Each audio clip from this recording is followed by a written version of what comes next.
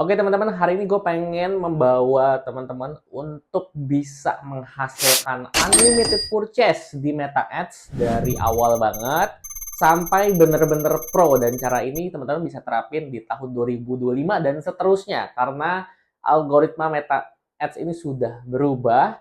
Jadi teman-teman perlu beradaptasi juga untuk tidak menggunakan cara lama tapi menggunakan cara baru melalui 3 checkpoint ini, di mana gue akan menjelaskan satu persatu gitu ya, checkpoint-checkpointnya, biar teman-teman bisa melakukan purchase yang sebanyak-banyaknya lewat Meta Ads, oke? Okay? Nah, mungkin teman-teman wondering gitu ya, ini Jordan ini siapa gitu loh. Oke, jadi gue sudah masuk ke dunia digital marketing itu sejak tahun 2016, di mana gue memulai karir perjalanan sebagai content writer di media dan bisa menghasilkan followers 300.000 plus dalam waktu 1 tahun di tahun itu. Dan habis itu gue memulai perjalanan sebagai digital advertiser, di mana gue sudah spending lebih dari 10 miliar rupiah menjual produk fisik maupun produk yang non-fisik atau produk digital. Jadi hari ini gue pengen share dan merangkum apa aja yang gue pelajari sehingga teman-teman bisa langsung skip trial and error-nya dan teman-teman bisa langsung berjalan dengan cara yang benar untuk menghasilkan purchase sebanyak-banyaknya lewat Meta Ads. Oke, kita masuk ke yang pertama ya. Cara terbaik untuk bisa cepat jago di Meta Ads adalah dengan tidak masuk ke dalam dashboard Meta Ads itu terlebih dahulu. Karena justru kita tuh bakal bisa Meta Ads kalau kita tuh bisa mengetahui gambaran besarnya. Jadi gambaran besar yang pertama, yang hari ini, yang pertama kali gitu gue pengen share adalah mengenai relevansi. Apa itu relevansi dan apa hubungannya sama Meta Ads? Teman-teman pernah nggak ngeliat konten iklan yang bagus, syutingnya oke, product shot-nya itu beauty banget, beauty shot lah. Tapi kok kayaknya nggak bikin kita pengen beli, ya kan? Nggak bikin kita pengen purchase. Nah, sedangkan iklan-iklan yang mungkin biasa aja, apa adanya, image dan teksnya juga biasa aja, itu bikin kita pengen purchase. Jadi apa yang bikin beda? Yang bikin beda adalah ini, relevansi. Maksudnya gimana? Jadi, tugas kita pertama dalam melakukan iklan adalah menemukan relevansi. Nah, jangan sampai teman-teman itu tidak menggunakan Meta Ads untuk menemukan relevansi. Karena teman-teman sudah bayar budget atau bakar budget kan buat si Meta Ads ini. Nah, maksudnya gimana? Jadi contohnya ya, saya di sini contohnya menjual sebuah produk mengenai AI ya. Jadi ini saya jualnya produknya kelas lah, kelas AI kelas ya. Nah, di sini target market saya, ini saya masih nggak tahu nih butuhnya apa, gitu ya. Nah, tugas pertama saya justru ketika memulai Meta Ads adalah mencari mereka tuh sebenarnya butuhnya apa dari produk saya. Oke, jadi di sini saya ngelis nih, oke AI class ini saya membahas mengenai, kan, saya membahas mengenai tutorial, tutorialnya ya, biar cepat bisa. Terus saya membahas mengenai otomatisasi, biar kita terotomatisasi. Terus saya membahas mengenai business owner, gitu ya, business owner. Oke, dan di sini di market ternyata butuhnya tuh bukan tutorial atau otomatisasi, mereka sebenarnya butuhnya adalah misalkan tools, mempelajari tools-toolsnya, gitu ya. Apa aja sih tools-tools dalam AI? Atau mereka butuhnya news, mereka cuma butuh berita-berita, dan mereka adalah business owner. Oke, jadi kalau saya ini masih benar-benar buta atau akan kebutuhan, yang saya lakukan itu adalah mencari relevansi dulu nih. Produk saya itu bisa men-solve apa sebenarnya? Karena kita masih nggak tahu nih kebutuhannya mereka apa. Gitu. Jadi saya bikin kelas AI, ya udah saya bikin tentang tutorial jago AI, ya tutorial jago AI. Saya bikin juga nih tentang cara membuat otomatisasi. Saya membuat juga nih. Terus saya bilang juga di sini untuk para business owners gitu ya, yang mau menggunakan AI untuk cut cost, untuk efisiensi gitu ya. Jadi tiga hal ini di cover sama kelas saya, terus saya bikin konten iklan satu, di sini konten iklan dua, Di sini konten iklan yang ketiga. Dan disitulah kita baru lihat nih, nanti yang ada pembelian di konten iklan keberapa. Katakanlah ternyata ini nggak ada pembelian, ini nggak ada pembelian, dan ini ada satu pembelian. Berarti kita bisa tahu bahwa relevansi kita dari produk kita dan juga market, di relevansi produk kita dan juga market, ini ya, adalah sesama untuk business owners. Gitu. Jadi, kebanyakan orang itu justru bukan mulai dari angle ini. Kebanyakan orang itu mulainya justru dari beauty shop, dan ini jadi sayang banget kan. Kita nggak spend budget, let's say saya udah bikin tutorial, ini saya udah habisin 2 minggu gitu ya buat bikin tutorial, tapi ternyata nggak kena juga konten iklannya, kan jadi sia-sia. Saya bakar budget, udah siapin budget 5 juta buat bikin tutorial, tapi ternyata nggak jadi juga, kan jadinya sia-sia. That's why penting untuk kita mengetes dulu sebenarnya kebutuhan market tuh apa. Jangan-jangan selama ini kita egois gitu loh. Kita mau hanya mengiklankan yang menurut kita bagus. Padahal belum tentu yang kita iklankan itu sesuai dengan kebutuhan market. Jadi teman-teman, tugas pertamanya adalah mencari relevansi. Gitu. Jadi bikinlah konten, gak usah yang terlalu beauty shot dulu. Bikin simple aja. Single image, carousel, text, pakai Canva, dan tulis sesuai dengan kebutuhan ini. Oke, jadi itulah mengenai yang pertama. Sebelum kita masuk ke dalam dashboard, teman-teman harus tahu dulu nih produknya teman-teman ini kira-kira relevannya seperti apa gitu dengan target audience. Nah, tapi gimana nih? Saya pengen coba lihat nih, gimana saya tahu bahwa yang konten yang saya bikin ini gitu ya relevan dengan audience gitu. Saya nggak mau bakar-bakar budget. Sebenarnya ada dua cara teman-teman. Teman-teman bisa yang pertama konten organik gitu ya. Konten organik. Ini cara yang pertama gitu ya. Cara yang kedua adalah ngetes dengan budget kecil. Jadi budget kecil. Budget kecil itu berapa? Kecil itu adalah 80 sampai dengan 100 ribu rupiah. Gitu ya. 800 ribu per hari selama 3 hari. Ya, selama 3 hari. Ini udah cukup banget untuk ngecek. Karena biasanya, kenapa saya bilang 80 ribu sampai 100 ribu? Karena biasanya ketika kita sudah membayar 300 ribu, ini seharusnya kita sudah dapat kurang lebih 5.000 reach atau orang-orang yang sudah melihat iklan kita. Jadi 5.000 reach ini, let's say teman-teman bayangin ada 5.000 orang yang melihat 3 konten dari teman-teman. Ini adalah angka yang cukup sebenarnya untuk kita menentukan sebenarnya dari 3 konten ini mana yang lebih masuk ke customer. Jadi that's why kayak saya bilang sebenarnya 300 ribu dalam waktu 3 hari itu udah cukup banget. Atau kalau teman-teman seperti saya ketika saya menjual kelas AI ini, ya saya menggunakan konten organik. Di mana? Di TikTok. Gitu ya. Udah paling enak. Habis itu teman-teman juga bisa pakai Threads. Ini juga lagi bagus juga nih. Habis itu teman-teman bisa mirror di IG Reels. Ini adalah pilihan-pilihan yang teman-teman bisa pakai kalau misalkan teman-teman nggak mau spending budget dulu tapi pengen langsung konten. Nah, teman-teman bisa lihat bahwa akun saya ketika saya menjual kelas AI ini itu benar-benar mulai dari nol, dan saya langsung konten aja tentang AI, nggak pakai iklan sama sekali, dan bisa ada penjualan 50 juta dalam sebulan cuman konten di TikTok, dan karena saya berhasil menemukan relevansi gitu ya. Jadi simply karena relevansi aja gitu ya, karena ilmu relevansi ini saya bisa mendapatkan 50 juta dalam 1 bulan lewat TikTok gitu. Relevansinya waktu itu apa yang saya ketemu ketika saya menjual kelas AI? Saya melihat bahwa banyak ternyata dari teman-teman yang ingin mempelajari automations di bidang rekonsiliasi.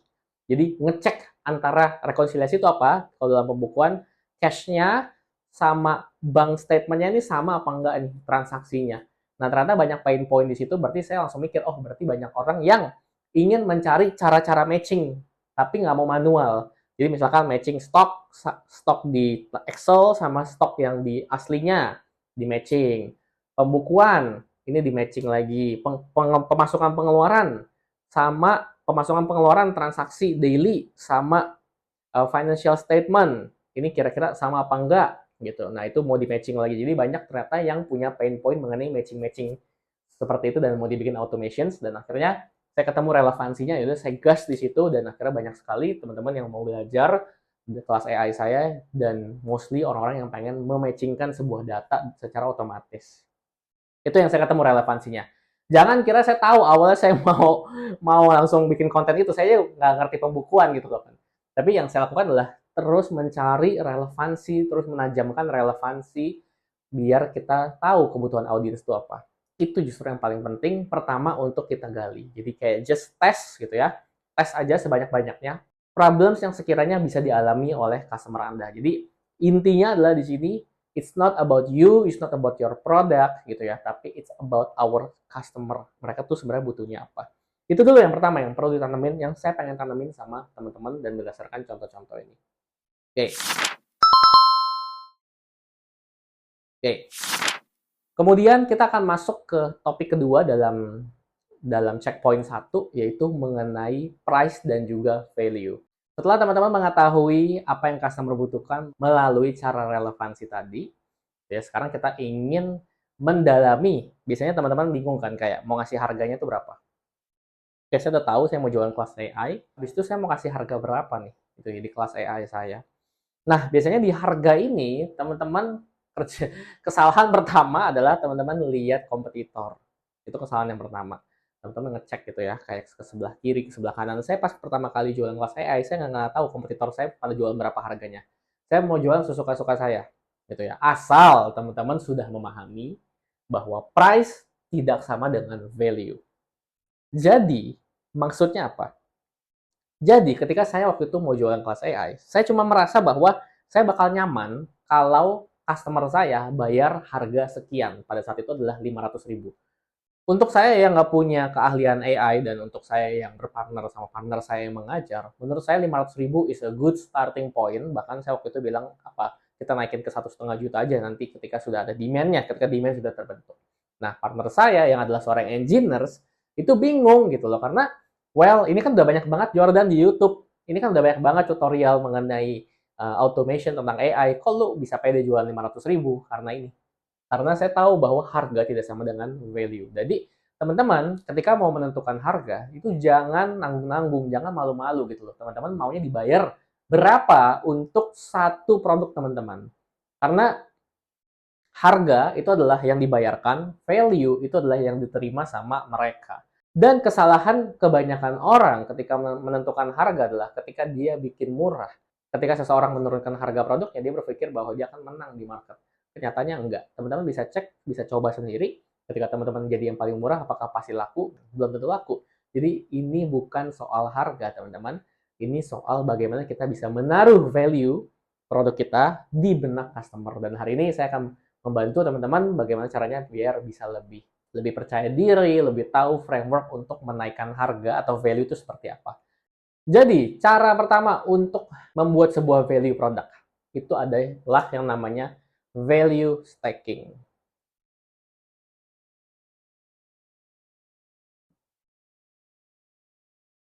Oke, di sini kita akan belajar caranya value stacking. Nah, value stacking ini tujuannya adalah membuat customer kita sampai bilang, wow, ini worth it banget, gitu ya. Jadi, wow, ini worth it banget dengan harga segini, bisa dapat sebanyak itu, atau se-value itu.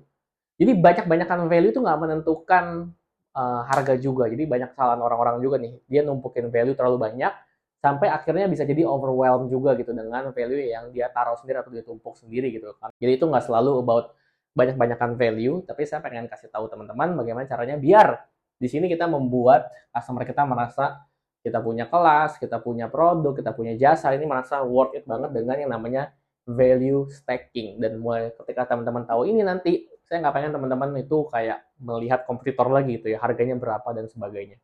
Gitu. Oke, gimana caranya melakukan yang namanya value stacking? Oke, jadi pertama adalah kita mengetahui dulu problems dan juga solusinya apa.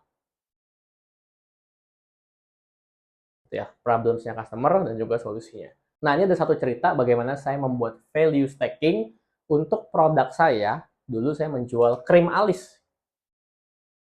Krim alis di harga 125.000. Ketika kompetitor di Shopee ataupun di Tokopedia itu jualan krim alis tuh cuma 25.000, 30.000, paling mahal 30.000 lah. Dan bagaimana saya kok bisa jual 125.000 dan laku 700 piece di bulan pertama.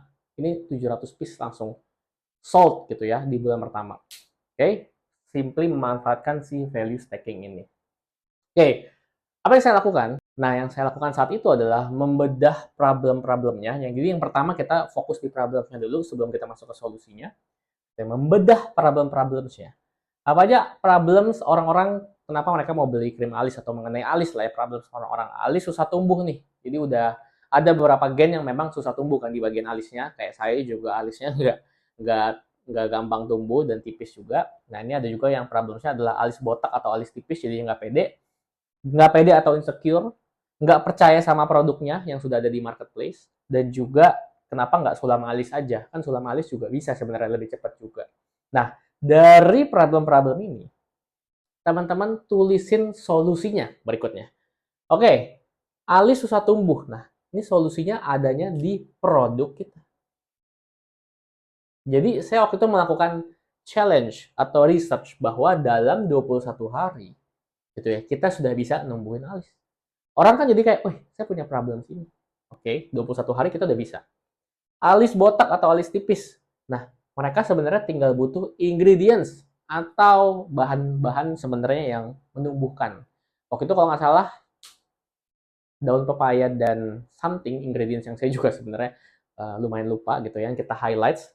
Habis itu nggak pede.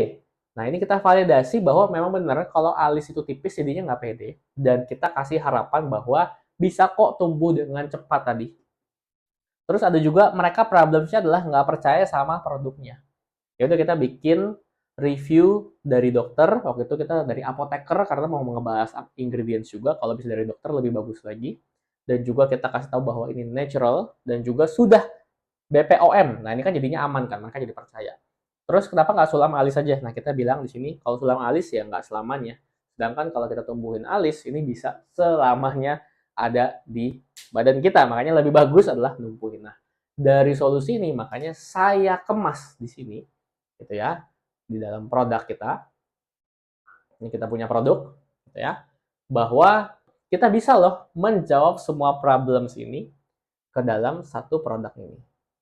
Waktu itu namanya adalah IC Brow. Jadi kita bisa bilang ketika saya memarketingkan IC Brow, kayak teman-teman ini 21 hari sudah bisa tumbuh alisnya dan ini sudah BPOM. Jadi sudah ada reviewnya juga dari apoteker dan juga dari dokter. Nah mereka of course percaya gitu ya. Habis itu teman-teman daripada sulam alis mendingan teman-teman tumbuhin aja karena kalau sulam kan nggak selamanya jadi mesti bayar lagi, bayar lagi, bayar lagi. Dan ini udah banyak loh teman-teman yang juga awalnya nggak pede, jadi kita kasih harapan dan juga di sini kita kasih review orang-orang ya, review namanya user generated content atau orang-orang yang memang sudah pakai dan memang works, kita kasih juga. Dan ini kita highlight juga bahwa ingredients kita memang ingredients yang oke dan sudah approved by apoteker ataupun dokter. Nah, ini kan jadi suatu hal yang membuat produk saya ini valuable di market dibanding produk 30.000 gitu. Karena saya membuat problems mereka, ketakutan-ketakutan mereka ini terjawab dalam sebuah produk saya. Jadi gini teman-teman, kita kalau sudah bisa solve problem-problem dari customer itu kita nggak usah takut mengenai harga. Jadi kita cukup kasih value bahwa kayak oke ini udah terjawab semuanya dari produk kita. Nah, cerita lainnya adalah ketika saya menjual kelas AI gitu ya, yang nyambung ke cerita sebelumnya, itu tuh kan saya juga membuat harga 500.000. Ketika orang-orang, saya jujur nggak tahu ya, nggak cek market bahkan. Orang-orang tuh kalau jual berapa saya nggak tahu gitu loh. Yang saya tahu kelas itu ya harganya 300.000, 150.000, 200.000, itu yang saya tahu. Tapi saya pengen masuknya entry-nya 500.000. Karena problem yang saya tahu dari customer adalah, oke mereka pengen belajar dan ketakutan mereka apa nih ketika belajar?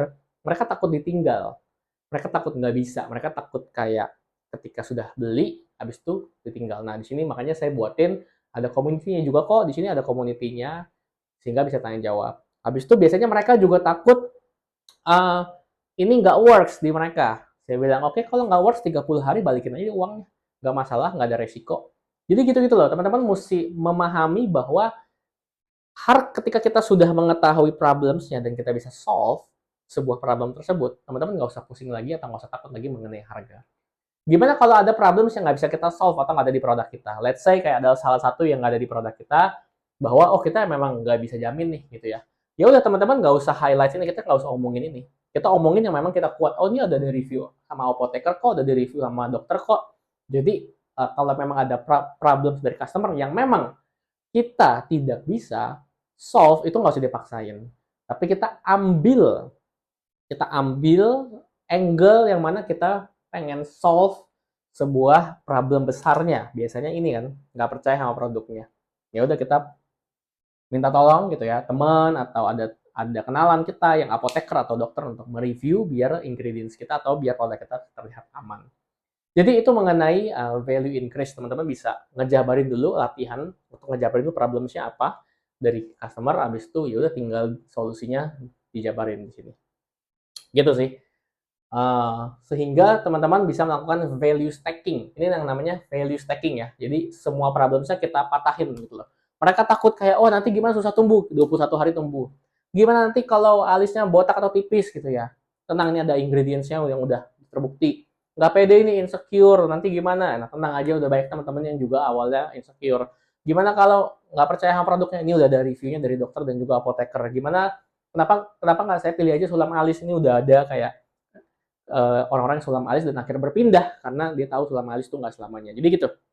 Jadi dipatah-patahin objection atau keraguan mereka gitu lewat solusi-solusi ini.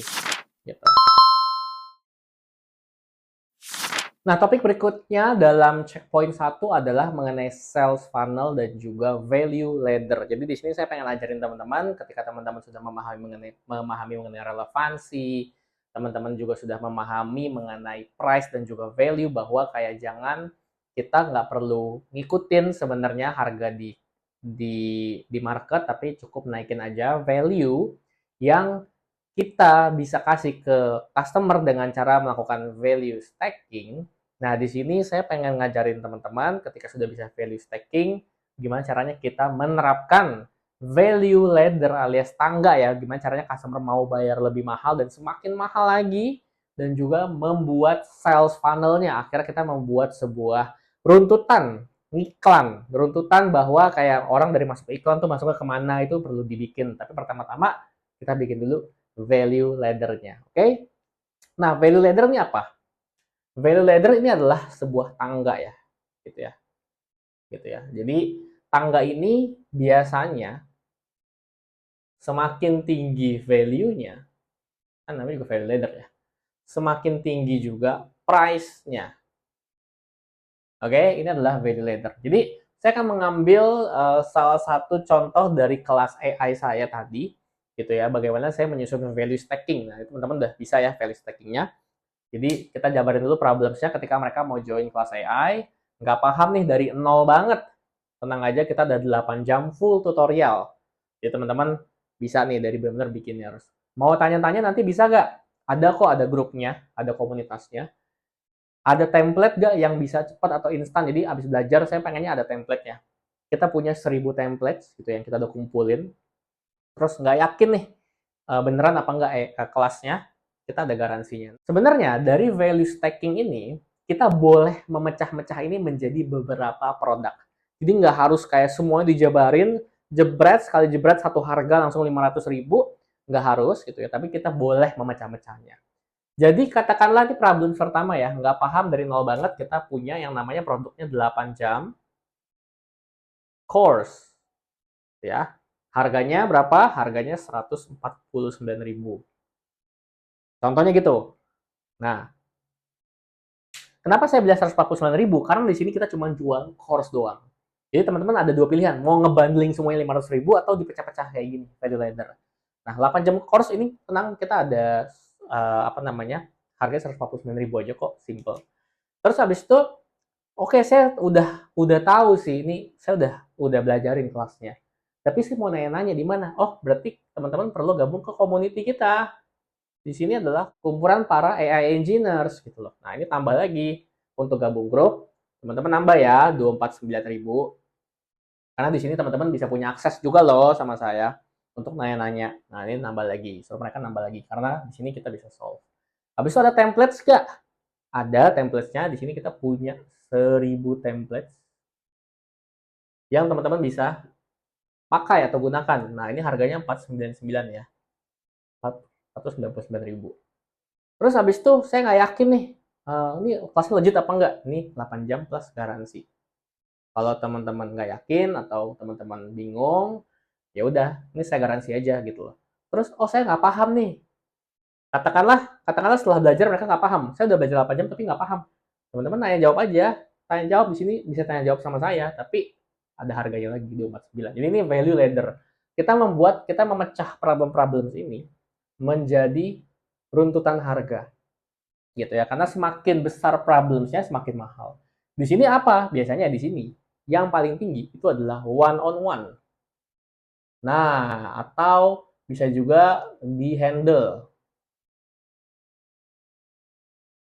Misalkan di handle tuh, oh saya pengen dong dibuatin automation-nya atau di handle automation-nya. Itu bisa. Ini harganya berapa? 10 juta gitu. Nah, ini saya juga melakukannya karena akhirnya ada yang belajar dari kelas, habis itu kayak sebenarnya saya tadinya pengen belajar untuk bikin buat perusahaan saya, tapi karena saya ngerasa ini lumayan kompleks, saya pengen di-handle aja deh sama timnya Mas Jordan. Ya udah 10 juta ya. Gitu. Ini juga ada yang closing, ini saya kasih tunjuk. Ini invoice-nya dan ada yang 30 juta juga closing. Jadi teman-teman ngepecahnya kayak gini. Ngepecahnya gini, ini namanya value ladder. Jadi dari problems kita pecah-pecah. Nah, dari sini baru kita buatin sales funnel-nya, oke? Nah, jadi ini adalah contoh sales funnel ya. Funnel setelah kita sudah tahu membuat value ladder ini bahwa kita akan menjual step by step dari 149.000 masuk ke 249, 499 dan 10 juta, oke? Nah, jadi gini caranya. Teman-teman bikin iklan dulu gitu ya, sesuai dengan relevansi tadi. Ya, harganya 149.000 kita jualan yang namanya course. Kita jualan course ini ya. Kita jualan course ini 8 jam. Habis itu mereka akan masuk ke landing page, kita buat value stacking-nya, problem-problem mereka apa aja gitu ya. Terus mereka yang tertarik dan punya problem yang sama, biasanya akan masuk ke halaman checkout. Tapi teman-teman di sini boleh menambahkan satu halaman lagi ketika mereka sudah klik atau nggak pop up ya, teman-teman bisa pop up di sini. Ini adalah namanya OTO atau one time offer page. Nah, teman-teman bilang di sini bahwa oke, teman-teman akan belajar dan harganya 149.000 8 jam. Tapi ada satu penawaran nih. Teman-teman bisa tanya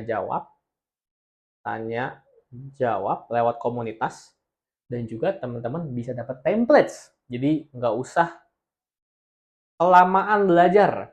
Nah, harganya dari 2,5 juta kita coret jadi 750.000 aja khusus hari ini. Jadi teman-teman yang nggak puas kayaknya 8 jam belajar dan pengen tanya jawab dan juga pengen templates-nya, hari ini 750.000. Jadi kita tawarin sebelum mereka check out biasanya. Ini namanya sales funnel. Terus habis mereka check out, katakanlah mereka mau bayar. Jadi ditambah ya 750.000 tambah 149 di sini kan. Nah, kita dapat bundling yang harganya. Nah, biasanya sepengalaman saya dari sini yang ngambil one time offer page ini sekitar 15 sampai dengan 20%.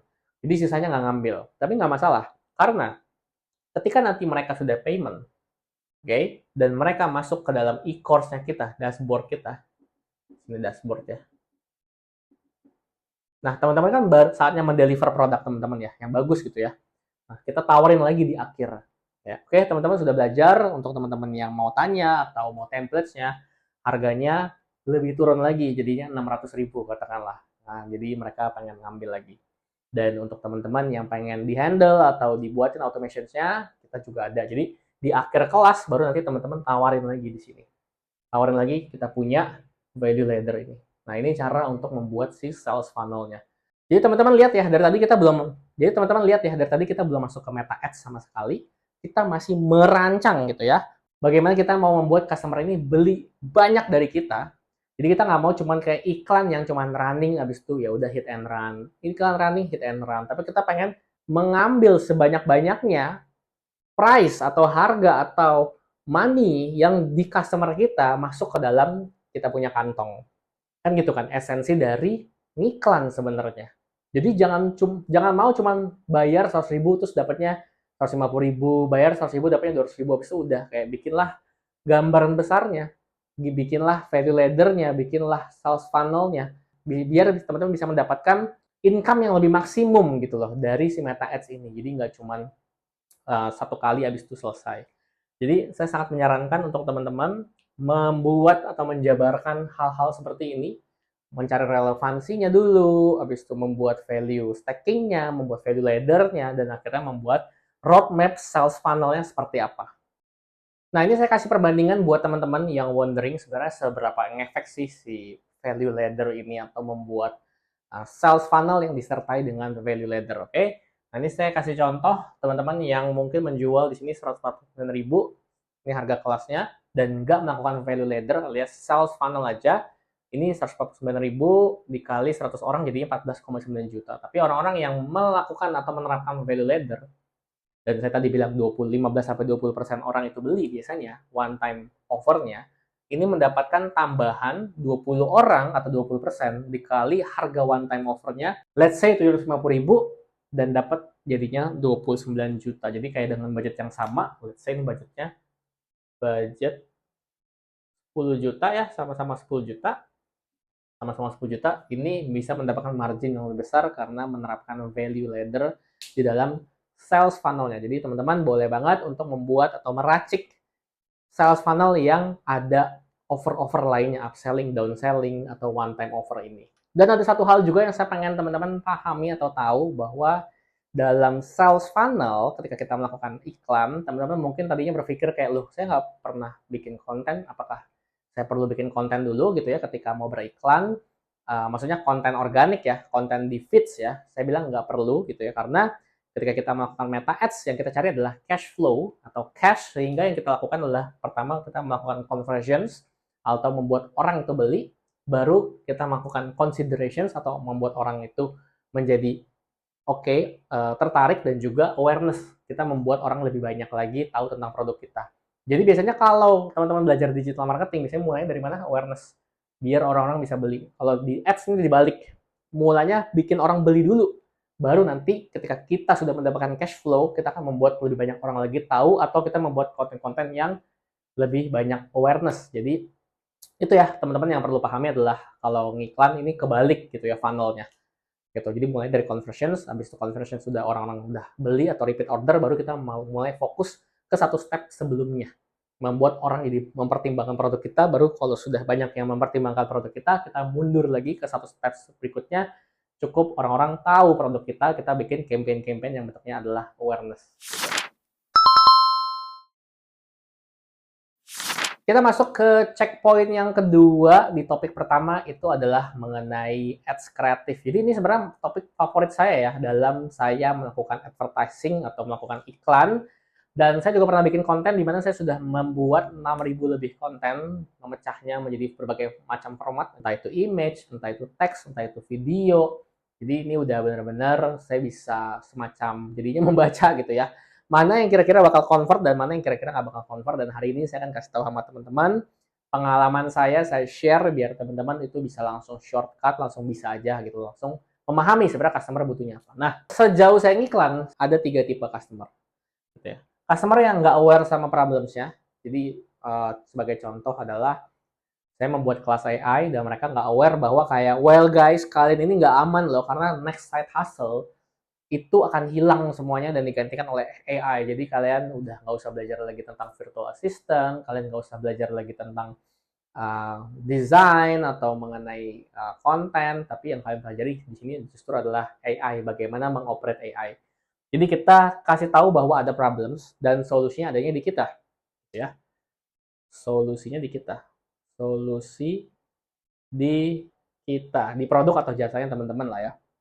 Jadi kita bikin sebuah problems buat mereka. Atau yang krim alis, itu saya bilang bahwa, well guys, sulam alis ini bisa ada problems loh, karena dengan sulam alis kita nggak bisa punya alis yang lebih natural gitu. That's why kayak kenapa nggak kita tumbuhin aja dengan ingredients ini gitu loh. Karena bisa jadi ada problems nih kalau teman-teman terus-terusan sulam alis. Sebagai contoh seperti itu. Tapi ini natural, saya punya produk. Dan sudah BPOM dan sudah ada review apoteker ataupun dokter. Jadi Kita kasih tahu problems dan solusinya ada di kita punya produk ataupun kita punya jasa. Jadi ini adalah tipe customer yang pertama yang nggak aware sama problems. Tinggal kita kasih atau munculkan sebuah problems dan solusinya ada di kita. Nah, yang tipe customer yang kedua adalah mereka aware dengan problems tapi nggak yakin sama produk kita. Jadi kayak mereka tidak merasa aman ya. Nah, di sini adalah tugas kita adalah memvalidasi, plus kasih rasa aman. Kasih rasa aman. Gitu ya, di sini ya. Sebagai contoh, ketika orang melihat konten saya tentang AI, gitu ya, mereka mungkin yang pertama nggak yakin sama saya. Kayak, siapa nih orang gitu ya? Siapa? Terus nih orang, bener gak nih buat kelasnya? Bisa jadi scam. Apakah ini scam? Atau ini orang expertise-nya apa? Gitu ya. Atau portfolio expertise-nya lah ya. Expertise-nya apa? Nah, saya bilang konten pertama saya, oke guys, saya Jordan di sini dan saya sudah membuat berbagai macam AI automation untuk perusahaan-perusahaan karena memang partner saya udah beneran udah bikin automation untuk perusahaan, jadi saya bisa klaim itu sebagai di marketing kan. Habis itu konten yang pertama, jadi saya tinggal bilang aja bahwa oke, saya Jordan dan saya telah membuat berbagai macam automations, itu kita patahin. Yang kedua adalah kita bilang kayak, ini kelas apa lagi tentang AI, ini scam ya. Jadi itu tuh kalimat itu tuh diucapin di ads. Jadi kalimat itu tuh perlu digaungkan gitu di ads bahwa biar mereka tahu kan kita kan tujuannya mau memberikan rasa aman ya. Jadi ketika kita mengucapkan itu, ini kelas apa lagi, kelas scam ya. Nah, mereka bakal merasa satu posisi sama kita. Kita satu posisi sama mereka lebih tepatnya. Disitulah mereka akan merasa bahwa kayak, oh, ini orang tahu nih keraguan gua, nggak yakinnya gua, gitu. Nah, di sini memang agak tricky dan di sini teman-teman perlu melatih sense teman-teman ya ketika bikin konten atau ngelihat konten iklan kayak apa aja keraguan teman-teman. Nah, ditulis catat tuh. Nah, jadiin itu angle iklan. Oke, ini juga penting, aware tapi nggak yakin sama kita. Atau yang ketiga, buktinya. Jadi ini paling banyak ya. Saya bisa bilang mungkin 70% lah. 70% iklan justru menjual karena bukti. Hasil di Indonesia kayak gitu sih. Jadi kita kasih proof bahwa kita udah bisa ngapain apa aja, kita udah bisa ngapain aja.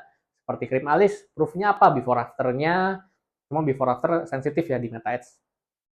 Nah, terus habis itu kalau saya jualan kelas AI, apa proofnya? Oke, ini udah ada murid-murid yang berhasil.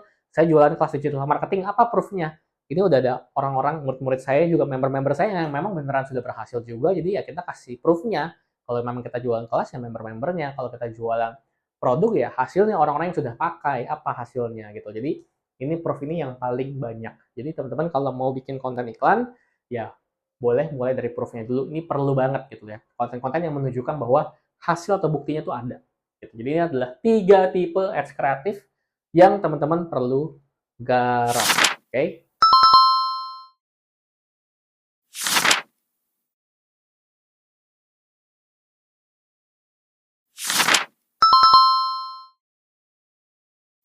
Kalau lewat dashboard terlalu berantakan, jadi saya langsung pakai ilustrasinya aja dari cara-cara scaling yang pernah saya gunakan. Oke, nah kita masuk ke pertama dulu ya. Ini ibaratnya ini apa sih gitu ya. Ini biasanya awal mula ya, awal mula struktur.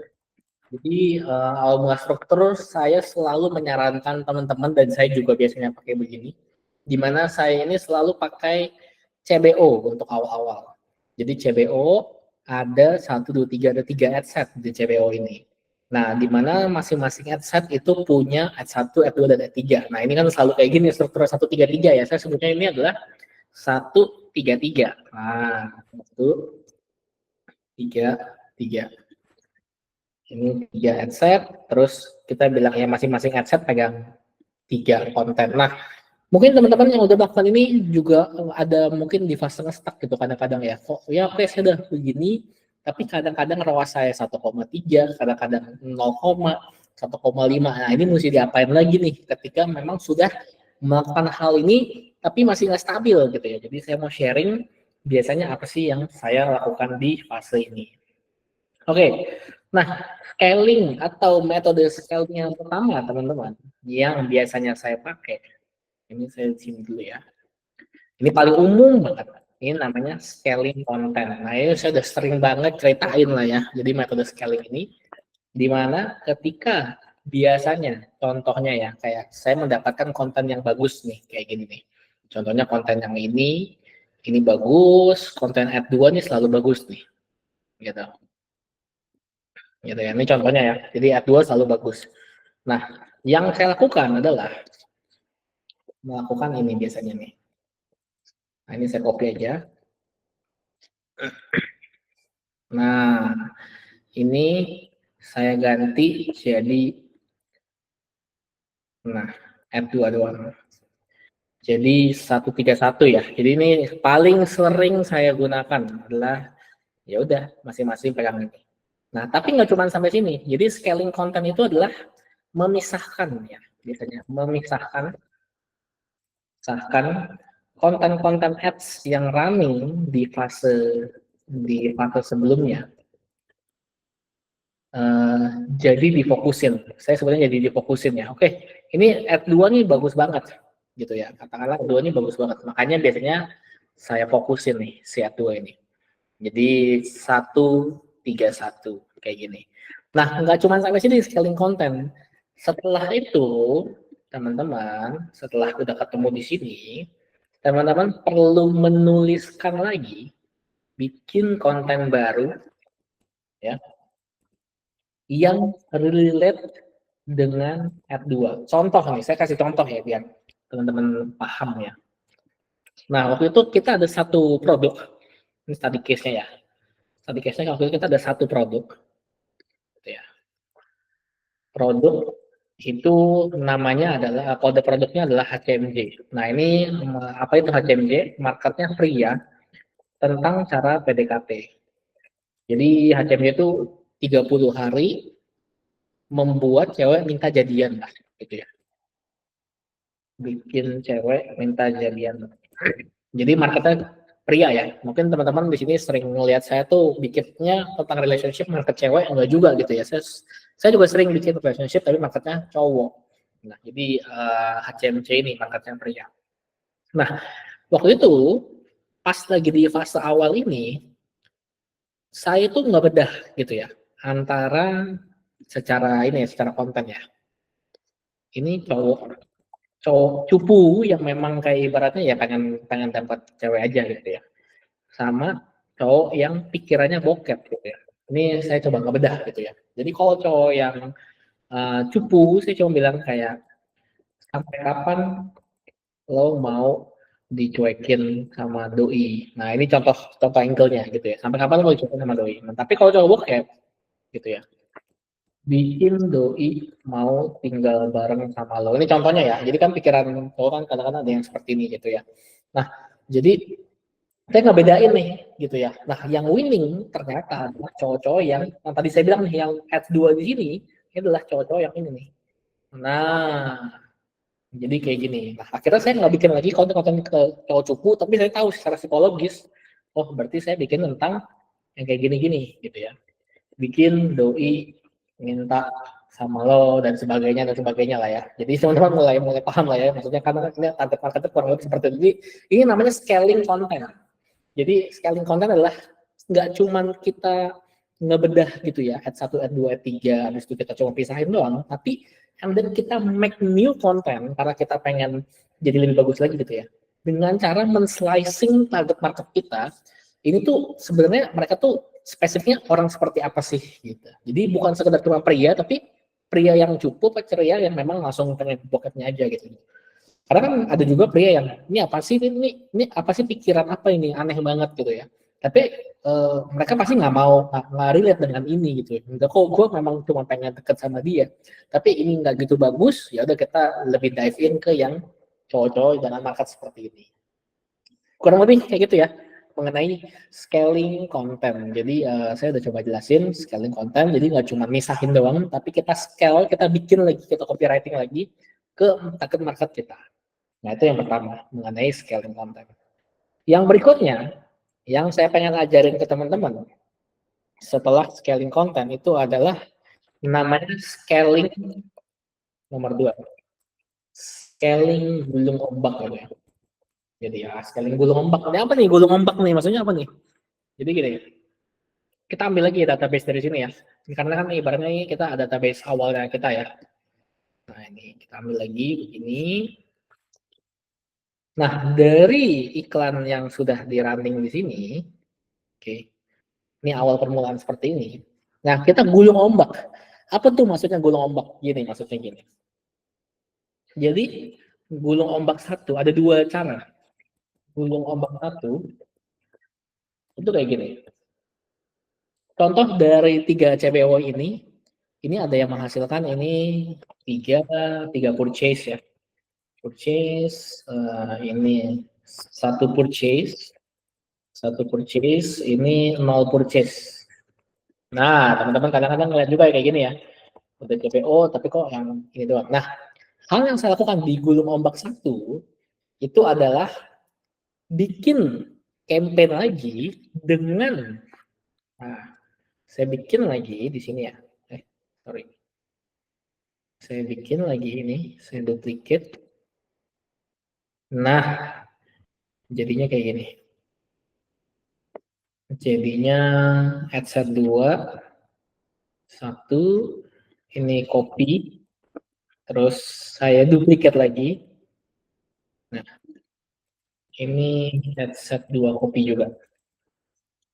Nah, ini adalah CBO baru saya. Jadi, ini sering banget saya lakukan kalau buat scaling. Ini jadi metode kedua nih yang sering saya lakukan. Jadi metode pertama paling sering adalah konten. Saya tambahin konten lagi karena saya tahu nih mana yang winning marketnya. Yang kedua adalah saya sering banget gulung ombak yang versi 1 ini. Saya bilang versi 1 dulu ya. Jadi ketika saya udah tahu nih, oh nih mengenai contohnya interestnya adalah traveling. Ya kan bisa kan kita ini ya, pisahin ya. Ini food ya. Terus ini mungkin mengenai otomotif. Nah, saya sering banget ngegulung kayak gini. Traveling. Tanpa mengganti apapun ya. Tanpa ganti interestnya, kontennya juga nggak dihilangin, jadi konten as it is saja karena saya cuma ngeliat ini ininya bagus, prosesnya bagus. Nah, makanya saya gulung ombak namanya. Nah, saya gulung ombak, tinggal di copy aja. Kayak gitu. Oke, jadi ini gulung ombak versi 1 ya.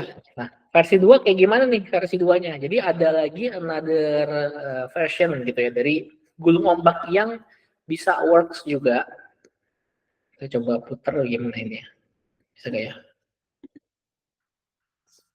Oh, nggak bisa diputar. Ke bawah, nggak ada lah ya, ini aja ya. Ini versi kedua. Ini versi 1 ini gulung ombak versi kedua nih. Nah, biasanya teman-teman banyak yang nanya nih, kayak gini overlapping nggak sih? Overlapping nggak sih? Nggak, bagus di saya. Saya selalu bagus hasilnya kalau udah sering bagus hasilnya kalau ngegulung kayak gini. Jadi nggak ada overlapping ya, nggak ada overlapping. Nah, ini yang pertama. Yang kedua, jadi yang ada interestnya, ini kan yang ada purchase-nya, ini kan adset 1 dan adset 2 nih. Ada purchase-nya. Berarti traveling dan food ya. Nah, ini saya copy lagi di sini. Ini juga kadang-kadang saya lakukan di sini, di mana saya ngegabungin jadinya. Traveling, food, jadi satu interest. Karena ada hasil. Jadi ada hasil, ya udah saya jadiin satu aja yang ada hasil. Jadi traveling food ini menjadi namanya adalah bulk. Jadi namanya bulk. Karena ini bagus. Nah, biasanya kan kita nggak cuma punya satu CBO ya. Katakanlah di sini kita juga punya CBO lain dengan interest yang berbeda-beda gitu ya pas running. Nah, ini misalkan tentang bisnis, tentang restoran, books, tentang soccer lah contohnya. Nah, yang ada hasil semuanya 1, 2, 3, 4 traveling, food, business, books ini dijadikan satu semuanya. Traveling, food, business, dan juga books. Nah, ini namanya bulk. Jadi kita ngelihat satuin di satu adset semuanya, digulung, kita gulung karena kita ngelihat bahwa ini bagus nih. Nah, terus bikinnya gimana? Sama, diduplikat sebanyak 3 kali, semuanya sama. Makanya namanya teknik gulung ombak kan. Metodenya sama, tinggal diduplikat yang sama, 2 kali. Cuman kadang-kadang saya pakainya satu doang, cuman ini bagus nih, ya udah traveling semua. Atau ada juga yang saya pakai, saya bulk namanya, saya bulk ini traveling, food, business, books. Pokoknya yang semua ada purchase saya jadiin satu, acak interestnya dijadiin, ditumpuk semua interestnya. Kontennya nggak diganti, kontennya nggak diganti. Jadi kayak gitu. Nah, ini teknik gulung ombak. Nah, sebelum selanjut ke teknik berikutnya, dari 2 teknik ini dulu deh, sebelum nanti kayaknya terlalu melebar gitu. Nah, ini ada pertanyaan nggak ya? Saya coba baca dulu pertanyaannya. Yang lama dimatiin nggak? Selama yang lama ini masih ada penjualan, tanpa dinero ya. Selama yang lama ini ada penjualan, jadi katakanlah kita udah mulai yang gulung ombak ini ya. Kita mulai nih. Ini juga ini masih dimatiin apa enggak pertanyaannya kan? Yang ini dimatiin apa enggak? Selama ROAS-nya bagus, itu saya tidak pernah matiin. Gitu ya. Selama ROAS-nya bagus, artinya di bawah di atas 1,3 secara maksimum timeline ya. Maksimum lifetime atau ya timeline teman-teman lah ya. Ini tidak mati. Jadi running aja, tetap running aja. Yang lama nggak dimatiin. Gitu. Metodenya gitu. Di narrow apa enggak? Enggak di narrow. Tinggal ditambah aja interestnya. Jadi nggak pakai narrow sama sekali, nggak dipakai define further ya sebutannya. Jadi ini benar-benar interestnya dimasukin semuanya. Oke, itu ya. Di aneh gacor yang lama soalnya. Ya betul, lama jadi nggak usah dimatiin. Iya, oke. Vincent, aku udah testing 3 tipe konten. Ternyata video yang paling bagus, bro. Apakah next ketika selling konten? Betul. Lebih baik video dan angle-nya kalau bisa kurang lebih sama. Gitu ya. Nah, ini Vincent seperti itu ya. Jadi angle-nya kurang lebih sama. Nah, kadang-kadang memang ketika kita scaling konten yang di fase yang scaling tipe 1 ini tricky-nya adalah kita tuh mesti jago atau memahami psikologisnya manusia atau ini kenapa ya? Jadi teman-teman tuh harus bisa mendefine gitu ya. Ini dia tuh sukanya apa bedanya konten saya sama konten yang lainnya ya?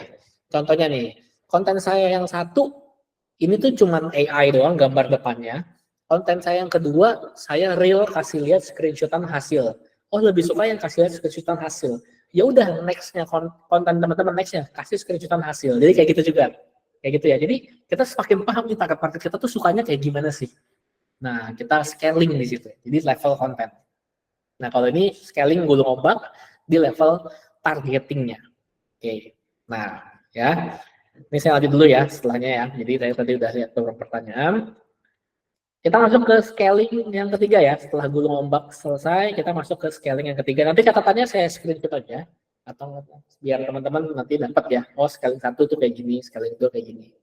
Jadi scaling 3. Nah ini adalah scaling makro gitu ya.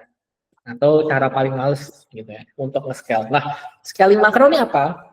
Jadi gini, saya kadang-kadang juga kayak agak mager gitu ya untuk kayak ngeliat-ngeliat. Saya cuman kayak, oh ini masih bagus hasilnya.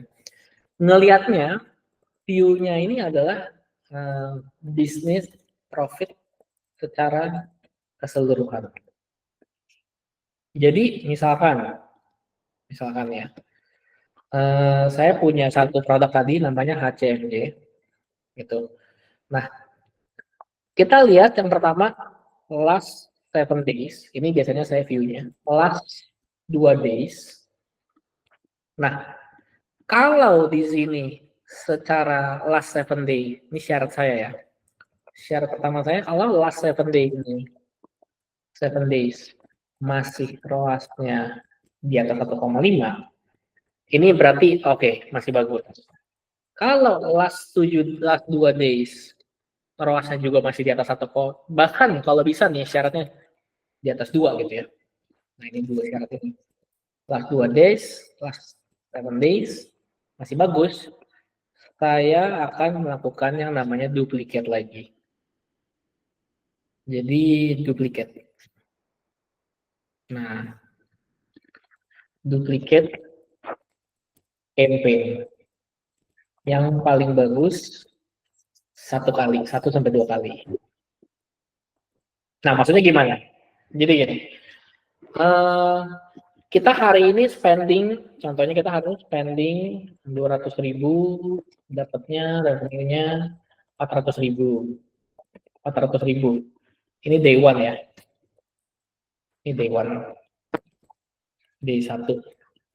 Nah, terus habis itu oke deh, day 2 kita nggak usah apa-apain, dapatnya 450.000.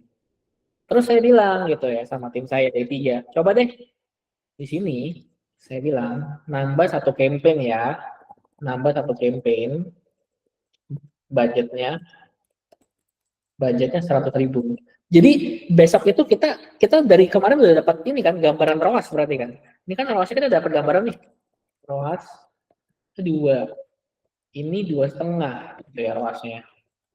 Nah, artinya kalau di hari ketiga kita akan nambah, kita akan expect day 3. Ini expect-nya ya. Ketika kita nambah jadi 300.000, harusnya dapatnya at least berapa? 600.000. Nah, karena dari 2 hari ini masih bagus. Jadi yaudah terserah yang mana aja saya nggak ngelihat dashboard, saya benar-benar nggak ngelihat dashboard sama sekali. Yang saya lihat cuma tabel, gitu ya. Expected ROAS-nya adalah ya 2, karena kita bakal dapat. Nah, ini dites bener gak nih besokannya dapatnya segini. Ini jadi hipotesisnya kita. Jadi kadang-kadang jangan sampai kita tuh terlalu ngulik dashboard sehingga kita tuh kehabisan waktu untuk ngecek secara makro gitu loh. Jadi kadang-kadang yang penting tuh justru makronya teman-teman. Nah secara makro tuh kita bisa ngebaca, oh kalau saya ini 200.000, kenapa nggak saya duplicate aja campaign manapun lah gitu ya. Selama memang hasilnya bagus.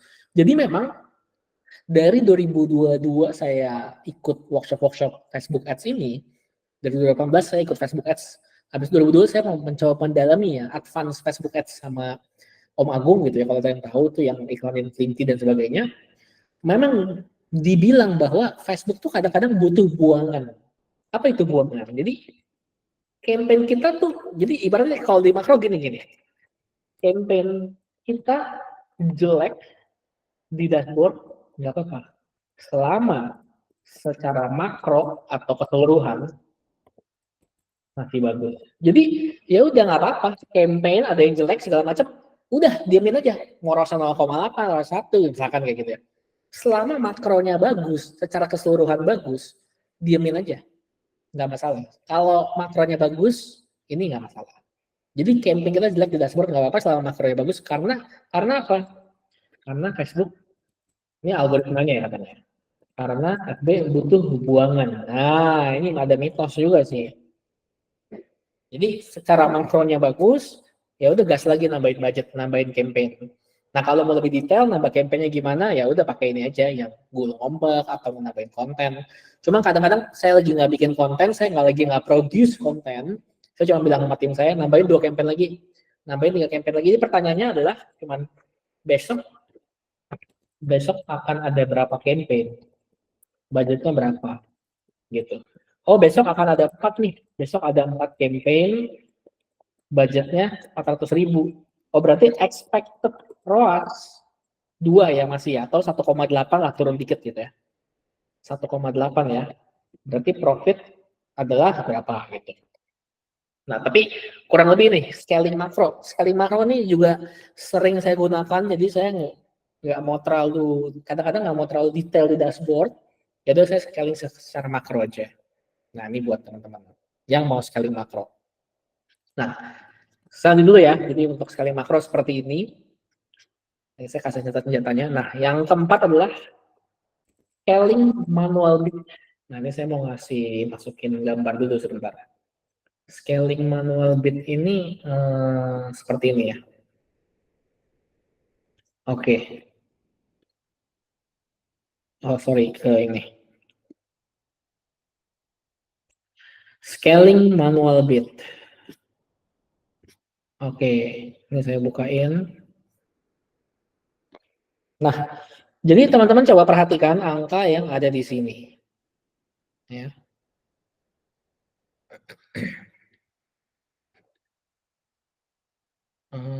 Ininya saya no fill, ininya saya fill warna biru deh.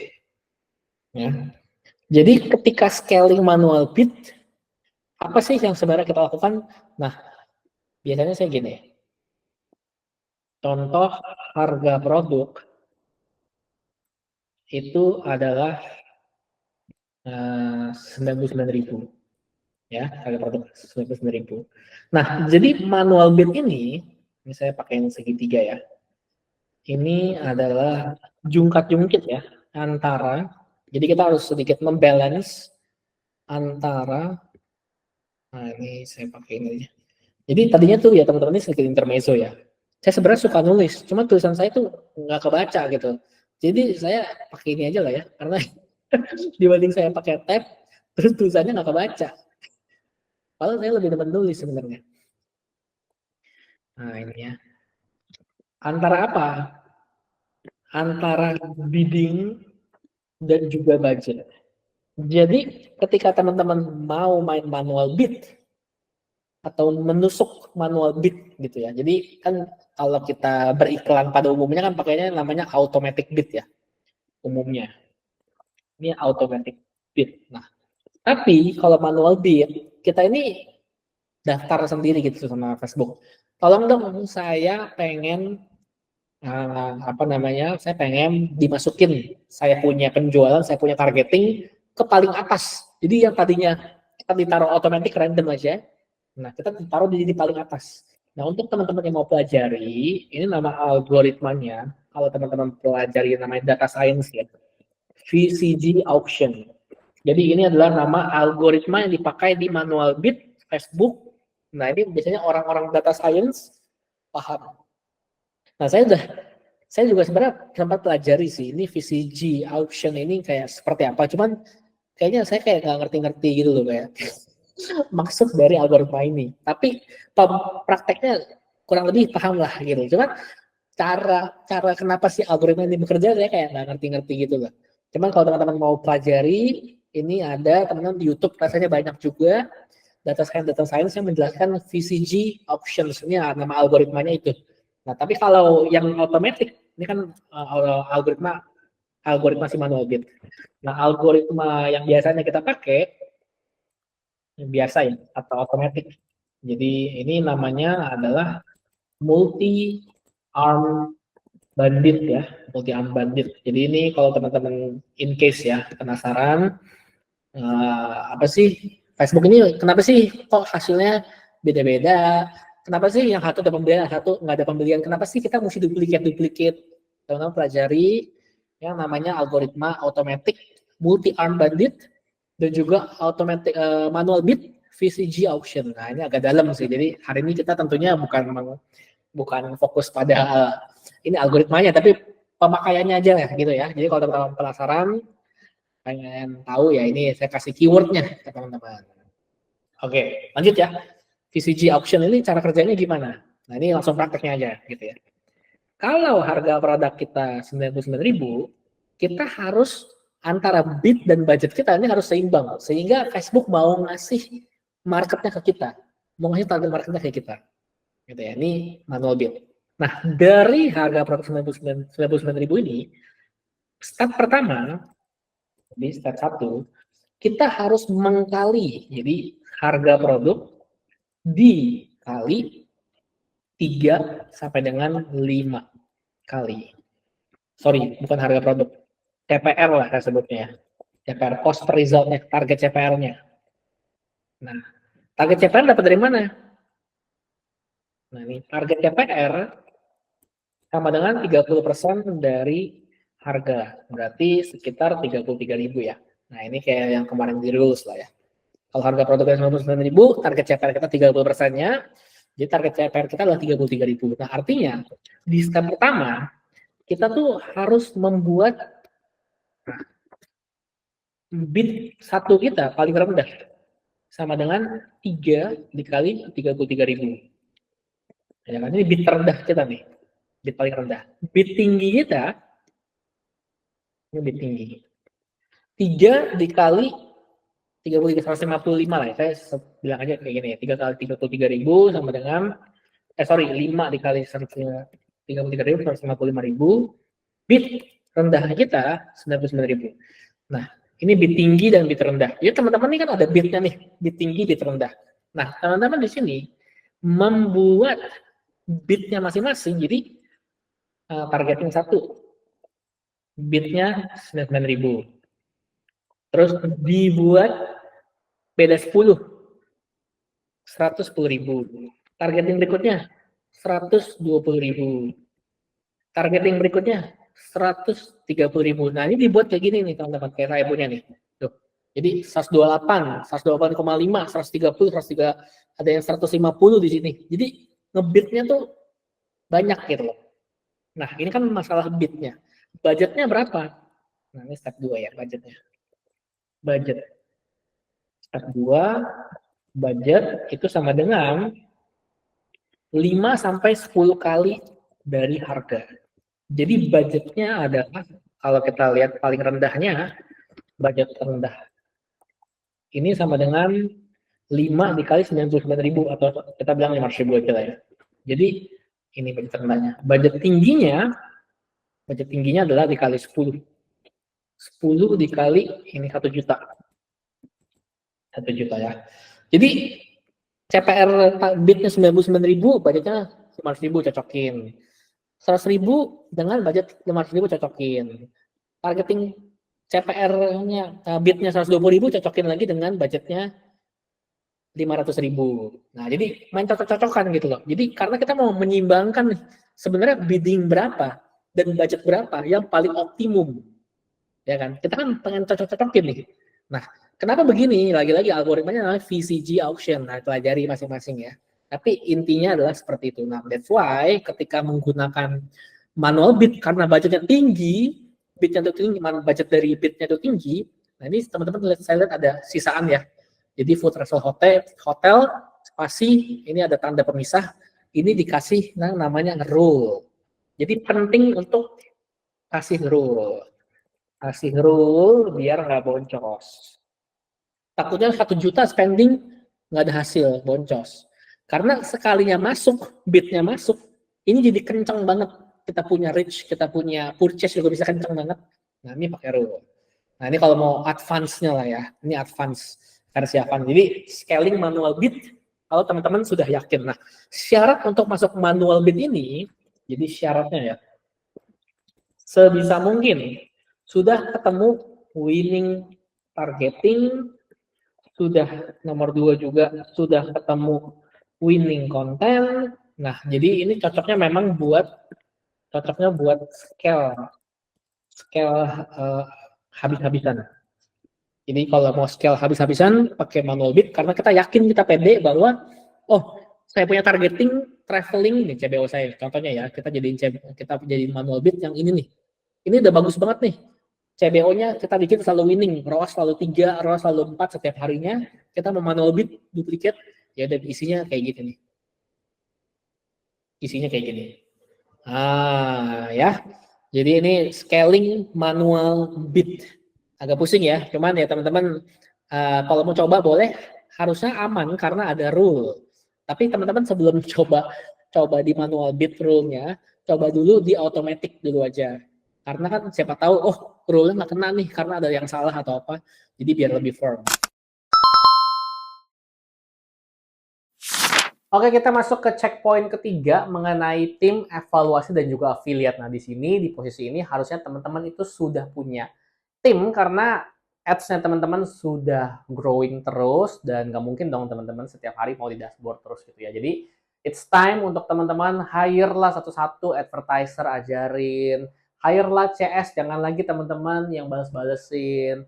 Hire lah content creator, jangan lagi teman-teman lagi yang bikin-bikin konten, desain-desain. Jadi, basically kita membuat sebuah struktur tim biar teman-teman bisa fokus di mana, di supervise dan menjaga ritme marketing dari produk ataupun bisnis teman-teman. Oke, saya jelasin di sini ya. Tim internal dan juga tim eksternal. Jadi tim ini akan dibagi menjadi 2 nih. Tim internal adalah tim yang kita hire yang memang fokusnya adalah untuk day to day. Tim eksternal adalah tim yang akan membantu kita meningkatkan penjualan. Oke, jadi ini adalah tim yang tidak kita handle, tapi mereka bisa berjalan sendiri atau sell sendiri atau ya orang-orang ini kita sebutnya sebagai affiliator lah dari produk-produk kita atau reseller gitu ya. Nah, saya akan masuk ke dalam tim internal dulu gitu ya. Biasanya terdiri dari apa aja? Yang pertama pastinya ada advertiser, ada content creator, dan ada customer service. Dan ada Anda di sini sebagai penjaga ritme. Gimana jaga ritmenya? Jadi, tugas advertiser gitu ya, adalah memberikan Anda laporan secara keseluruhan. Oke, ini adalah tugas advertiser. Jadi dia ngiklan, report nih sama Anda, ya. Wah, ini funnelnya ada yang kurang bagus nih, di mana gitu ya. Di sini kurang bagus persentasenya. Nah, Anda bisa ngobrol sama content creator. Setelah Anda memberikan feedback sama advertisernya, oke, sebentar ya, saya ngobrol dulu sama content creator. Bro, lu punya konten kurang convert nih. Coba dong kita evaluasi bareng yuk. Minta sama advertiser data konten iklan yang works tuh kayak gimana, apa aja. Diminta. Nah, yang works adalah A, B, C, D. Ini yang works. Ya. Yang gak works, jabarin juga 1, 2, 3, 4. Yang ini nggak works, kita fokus sama yang works ya, biar CTR kita lebih bagus lagi gitu. Biar presentasi di sini bagus lagi. Oke, siap bos. Nah, dikasih feedback, kasih lagi ke advertiser, ini kontennya ya. Nah, habis itu dicek lagi, loh kok closing rate kita kurang bagus ya dalam minggu ini, cuman 20%, katakanlah ya target kita adalah 50%. Nah, ngobrol sama CS, Anda ngobrol sama CS di sini. Ini kenapa kita closing rate-nya kurang bagus ya gitu ya. Nah, CS bilang, "Oh, ada keluhan, Pak." Keluhannya apa gitu ya. Katanya iklan kita terlalu misleading. Iklan kita terlalu overclaim. Berarti bilang sama content creator, "Bro, iklan lu yang kemarin nggak bagus." gitu loh. Ini terlalu overclaim. Nah, banyak yang ngomel-ngomel. Jadi Anda bisa menjaga ritme-ritme ini biar terus bagus gitu ya. Setelah mengetahui matriks-matriksnya. Closing rate nih apa matriksnya, konten yang bagus nih apa matriksnya, landing page juga saya sudah tadi sudah jabarkan juga yang bagus apa.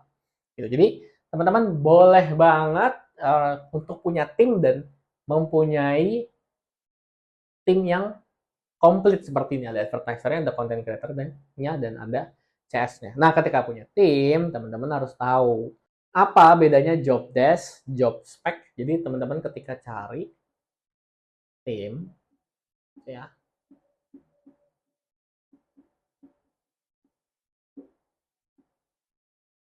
nah, teman-teman perlu jabarin job desk-nya apa sebagai customer service.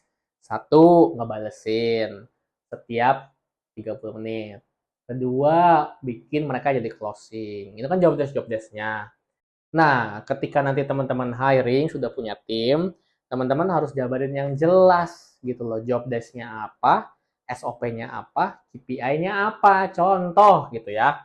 CS, kamu job desk-nya ini ya, balas chat maksimal 30 menit ya, balas chat customer. Terus kamu juga tugasnya adalah closingin. Kalau mereka udah check out di sini, kamu closingin. Nah, ini kan namanya job desk ya. Kerjaannya apa? Teman-teman bikin SOP-nya dong. Balas chat tuh gimana caranya? Satu, kamu buka aplikasi WhatsApp. Kedua, cara balesnya adalah ngomong dulu di depan, namanya siapa, Pak Jordan, terima kasih sudah membeli, tadi saya terima kasih sudah order, tapi Bapak belum check out, ada problems apa ya, tanya, nomor 3, tanya, ada problem apa yang bikin dia nggak check out. Nah, ini namanya SOP, jabarin, closingin, ini kan job desknya adalah closingin. Nah, closingin ini, SOP-nya apa, cara closingin gimana? Kasih satu keraguan mereka, kalau misalkan saya masih bingung, jelasin product description. Kedua, kemahalan harganya, balesnya apa. Nah, ini kan SOP. Kalau mereka nggak ada SOP, mereka juga nggak ngerti. Jadi jangan cuma berhenti di job desk ketika hiring. Tapi jelasin juga SOP-nya apa. Oke? Nah, ketika sudah SOP-nya, kasih KPI. Teman-teman, di sini CS, KPI kita dalam 1 minggu, gitu ya, kita mau closing rate kita ini 60% ya, gitu ya. Nah, ini kalau 20% berarti ada yang salah nih, ada apa gitu loh KPI-nya. Nah, kalau 60% tercapai, kita makan-makan teman-teman.